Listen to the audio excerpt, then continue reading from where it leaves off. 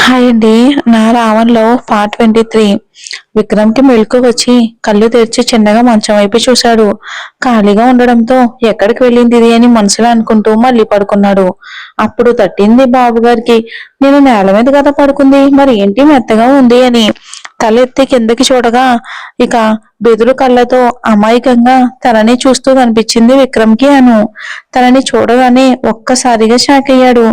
ఎందుకంటే అను తన కింద ఉండడంతో గుబుక్కున లేచి కూర్చుని చూశాడు అనుని. ఇక అను అప్పుడు ఫ్రీగా ఊపిరి తీసుకుంటూ లేచి కూర్చుంది. నువ్వేంటి ఇక్కడ ఉన్నావు? అయినా నిన్ను బెడ్ మీద కదా పడుకున్నాను, మళ్ళీ నా దగ్గరకు వచ్చి పడుకున్నావేంటి అని ఏమీ అర్థం కాక క్వశ్చన్ వేస్తాడు విక్రమ్ అనుని. అంటే అది మీరు సోఫాలో పడుకుంటారు అన్నారుగా, కానీ మీరు ఇలా కింద పడుకుంటారని అనుకోలేదు. నేను కింద చూసుకోకుండా కాలు కింద పెట్టాను, కానీ అలా అనుకోకుండా కింద పడిపోయాను అని బెదురు కళ్ళతో చెప్తుంది అను.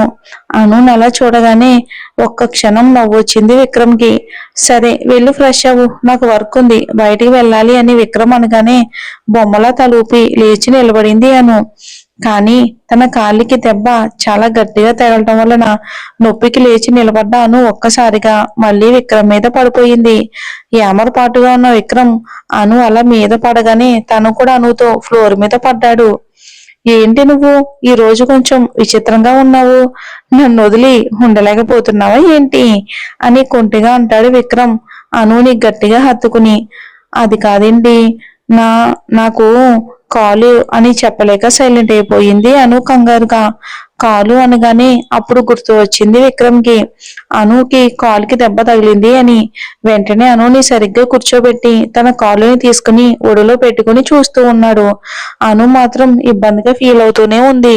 కాలికి కొద్దిగా వాపు వచ్చింది, లైట్ గా బ్లీడింగ్ అవుతూ ఉంటే ఓ గాడ్ మర్చిపోయా దీని గురించి అని అనుకుంటూ హాస్పిటల్కి వెళ్దాం పదా అని, మళ్ళీ ఇన్ఫెక్షన్ అవుతుంది లేట్ లేట్ చేస్తేనని అనుని లిఫ్ట్ చేయడానికి చూస్తూ ఉంటే అయ్యో వద్దండి నేను బాగానే ఉన్నా, మళ్ళీ ఇలా బయటికి ఎలా వెళ్ళగలం, నేను ఫ్రెష్ అవుతాను అని కంగారుగా అంటుంటే అను అవతారం చూశాడు.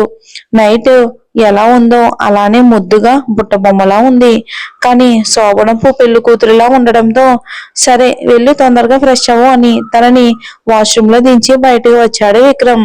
ఫోన్ తీసుకుని చూడగా అప్పటికే ఒక 20 టైమ్స్ వరకు మిస్డ్ కాల్స్ ఉన్నాయి. ఎవరా అని ఫోన్ చూడగా వసుంధర గారు. వెంటనే కాల్ కనెక్ట్ చేసి హలో మామ్ అని అన్నాడు విక్రమ్. కన్నా విక్కి, మేము అమెరికా వెళ్ళిపోతున్నాం, డాడీకి ఏదో అర్జెంట్ మీటింగ్ పడిందంట, వెంటనే రావాలి అని చెప్పారు, మేము బయలుదేరవలసి వచ్చింది. నీ రూమ్ డోర్ దగ్గరికి వేసి వచ్చాం, చాలా సార్లు మిమ్మల్ని పిలిచాం, మీరు లేవలేదనుకుంటా. మీకు చెప్పే వెళ్ళాలి అనుకున్నాం కన్నా, కానీ మీ డాడీ గురించి తెలుసుగా, తొందర మనిషి, అందుకే మీకు చెప్పకుండా వెళ్ళాల్సి వచ్చింది. ఇంకో నెల రోజుల్లో వస్తాం కన్నా, ఓకేనా కన్నా అని ఆవిడ చెప్పారు. ఓకే మమ్మీ, టేక్ కేర్ అని చెప్పి ఫోన్ కట్ చేసేస్తాడు విక్రమ్. అనుని వాష్రూమ్ లో దించిన తర్వాత వసుంధర గారితో మాట్లాడి మళ్ళీ రూమ్ లోకి వస్తూ ఉండగా ఫోన్ వస్తుంది విక్రమ్‌కి. అది జీవన్ నుంచి అని తెలిసిన ఫోన్ కట్ చేసి రూమ్ లోకి వచ్చి వాష్రూమ్ డోర్ కొట్టాడు విక్రమ్. ఇక అను ఫ్రెష్ అయ్యి టవల్ చుట్టుకుని అక్కడే కంగారుగా కూర్చుని ఉంది. సడన్ గా డోర్ సౌండ్ వినిపించగానే కంగారుగా మీరు మీరు బయటికి వెళ్ళండి, నేను వస్తాను అని తడబడుతూ చెప్తుంది అను. విక్రమ్ నొసలు ముడేసి కోపంగా రిపీట్ అగైన్ అని అన్నాడు బేస్ వాయిస్ లో. ఆ వాయిస్ కి నిలవెల్లా వణికిపోతూ ఏమీ చేయలేక సైలెంట్ గా ఉంది. విక్రమ్ మెల్లగా తన దగ్గరికి వెళ్ళి తనని లిఫ్ట్ చేసి బెడ్ వైపుకు తీసుకువస్తూ ఉంటే నేను నడుస్తానండి అని అంటుంది కంగారుగా అను. ఆ మాటకు చురుగ్గా తనని చూడగా గప్చుప్ అయిపోయింది అను. తనని బెడ్ మీద కూర్చోబెట్టి కబోర్డ్ లో తన డ్రెస్సెస్, శారీస్ అన్ని కూడా వెతుకుతూ ఉన్నాడు విక్రమ్. అను బెడ్ మీద కూర్చుని రూమ్ మొత్తం చూడగా అది ఇంతకు ముందులా చాలా నీట్ గా తయారయ్యింది రూమ్ అంతా కూడా. చిన్న పూల రెక్క కూడా లేకుండా విక్రమ్ కబోర్డ్ లో నుంచి ఒక లాంగ్ లెంతీ డ్రెస్ ఇంకా అన్ని కూడా తెచ్చి అనుకి ఇస్తూ ఉంటే అను కంగారుగా వాటిని తీసుకుని ఆ డ్రెస్ కింద దాచిపెట్టి చిన్న స్మైల్ తో అను చేసిన పనిని చూసి తొందరగా డ్రెస్ చేంజ్ చేసుకో, నేను ఫ్రెష్ అయ్యి వస్తానని చెప్పి టవల్ తీసుకుని వాష్రూమ్ కి వెళ్తాడు విక్రమ్. విక్రమ్ వెళ్ళి డోర్ క్లోజ్ చేసుకోగానే వాటర్ సౌండ్ని బట్టి స్నానం చేస్తున్నాడు అని అర్థమై ఫాస్ట్ గా ఆ టవల్ ని తీసి తను తెచ్చిన డ్రెస్ వేసేసుకుంటుంది అను. విక్రమ్ ఫ్రెష్ అయ్యి టవల్తో తల తుడుచుకుంటూ బయటకు వచ్చాడు.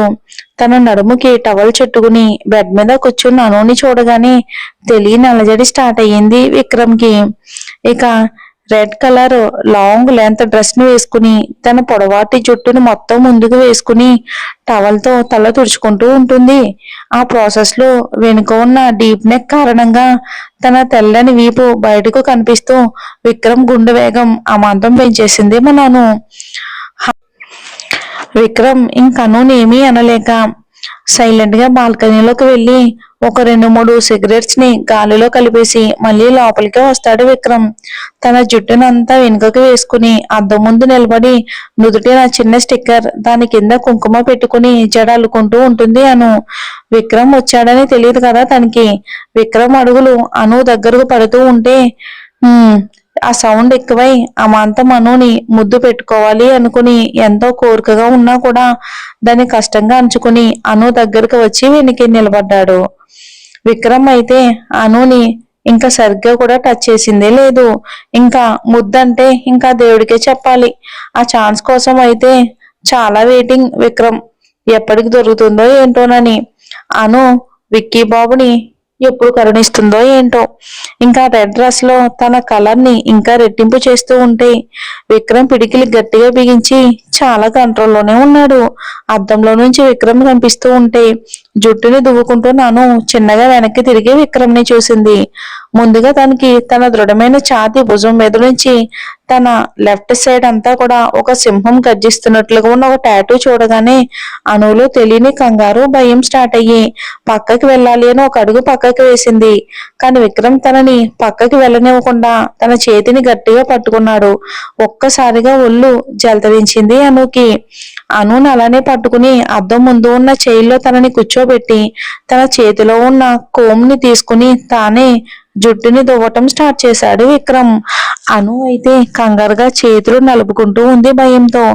తన జుట్టును అందంగా దువ్వి చిన్న క్లిప్ తో బంధించి హెయిర్ ని మొత్తం లీవ్ చేశాడు. ఎందుకంటే డ్రెస్ బాగా నెక్ డీప్ గా ఉంది కదా, అది ఎవరు చూడకూడదు అన్న ఒక్క కారణంతో. నేను రెడీ అయి వస్తాను, వెయిట్ చేయి అని చిన్నగా చెప్పి అక్కడ నుంచి నేరుగా డ్రెస్సింగ్ రూమ్ లోకి వెళ్ళిపోయాడు విక్రమ్. తర్వాత ఇద్దరు రెడీ అయ్యి ఇక బయటికి వస్తారు. అను నడుస్తాను అన్నా వినకుండా తనని ఎత్తుకుని రూమ్ బయటికి వచ్చాడు మన విక్రమ్. బయటికి వచ్చి వెళ్తూ ఉంటే ఒక్కో సెక్యూరిటీ తుపాకీలు పట్టుకుని ఉండడంతో అనుకి కొంచెం భయం వేసి తల దించేసి ఇబ్బందిగా విక్రమ్ చేతుల్లో ఉంది. అడుగు అడుగున ఉన్న విక్రమ్ సెక్యూరిటీ అయితే షాక్ లో ఉండిపోయారు.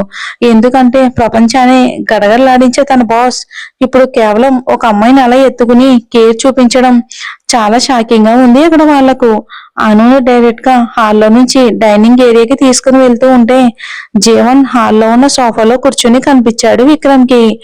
జీవా రా టిఫిన్ చేద్దాం అని విక్రమ్ వెళ్తూ అంటుంటే విక్కీ నేను ఆల్రెడీ తినేసి వచ్చాను, మీరు కానివ్వండి, నేను ఇక్కడ వెయిట్ చేస్తా అని అనగానే ఇద్దరు డైనింగ్ టేబుల్ దగ్గరకు వెళ్ళి చైర్లో కూర్చోగానే మేట్స్ వచ్చి ఫుడ్ నని సర్వ్ చేసి పక్కన నిలబడ్డారు.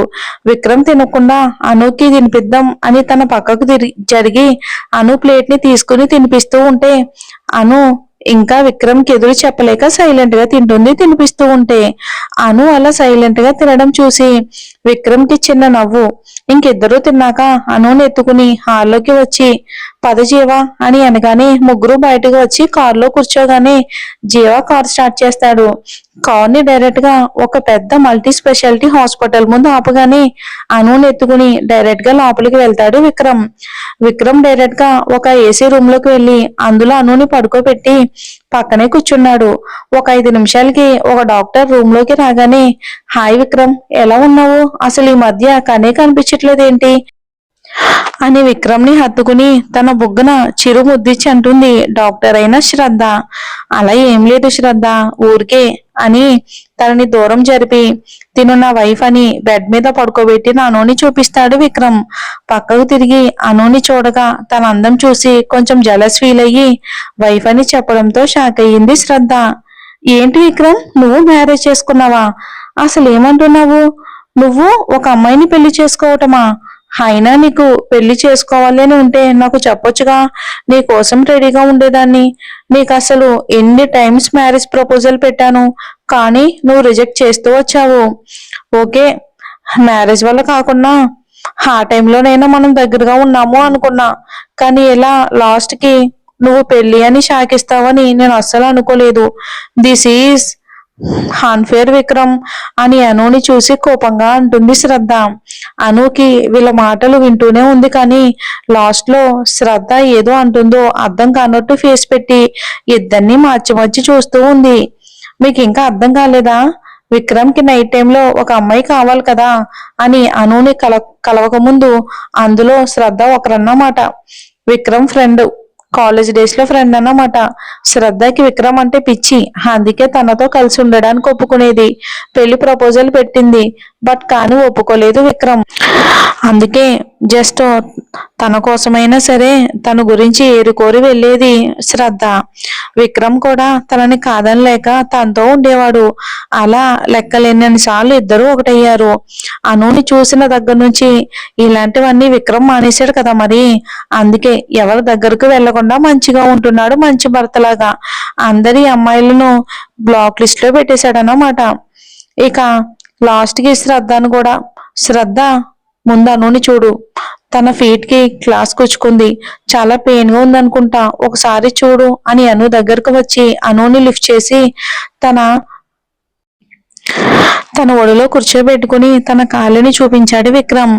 శ్రద్ధ ఇంకా కోపంగా ఆ కాలుని చూసి నర్స్ హెల్ప్ తో దానికి డ్రెస్సింగ్ చేపించి, అంతా ఓకే విక్రమ్, ఏం కాలేదు, ఒక 2 days రెస్ట్ తీసుకుంటే సరిపోతుంది అని శ్రద్ధ కోపంగా చెప్పి, విక్రమ్ నేను నీతో మాట్లాడాలి, ఒకసారి పక్కకు వస్తావా అని మండిపోతూ అంటుంది. అను అలా తన ఒడిలో కూర్చోబెట్టుకోవటం చూసి తట్టుకోలేక, వాట్ శ్రద్ధ, అయినా పర్సనల్ ఏముంది, తిన నా వైఫ్, తనకి దాచే నాకే పర్సనల్ కూడా ఉండవు, ఏం చెప్పాలి అనుకుంటున్నావో చెప్పు అని అనుని ఇంకా దగ్గరికి లాక్కుని వెనక నుంచి అనుని హత్తుకుని అంటాడు విక్రమ్. అంతే, ఇంకా తట్టుకోలేక వాళ్ళని అలా చూడలేక వెంటనే అక్కడి నుంచి పరుగున తన క్యాబిన్ కి వెళ్ళిపోయింది శ్రద్ధ. విక్రమ్ పెదవుల మీద చిన్న స్మైల్. కావాలని తనని ఉడికించాలి అని ఇలా చేశాడు విక్రమ్. అనుని లిఫ్ట్ చేసి వెళ్తూ ఉంటే అను లోపల ఏవేవో ఆలోచనలు కొట్టుమిట్టాడుతూ ఉంటే మెల్లిగా విక్రమ్ ని చూసి వణుకుతున్న గొంతుతో, మిమ్మల్ని ఒకటి అడగొచ్చింది అని తడబడుతూ అంటుంది అను. విక్రమ్ చిన్న స్మైల్ తో అనుని కారులో కూర్చోబెట్టి సైలెంట్ గా డ్రైవింగ్ సీట్ లోకి వచ్చి, జీవన్ నేను వెళ్ళు అని చెప్పి అనుని ఒక ప్లేస్ కి తీసుకుని వెళ్తాడు విక్రమ్. అనుకి ఏదో సందేహం. విక్రమ్ అలా సైలెంట్ గా ఉండటంతో మళ్ళీ అడగాలి అంటే మళ్ళీ భయం వేసి ఏమంటారేమోనని సైలెంట్ గా ఉండిపోయింది అను. మరి అను ఏం అడగాలి అనుకుంటుందో విక్రమ్ ని చూద్దాం.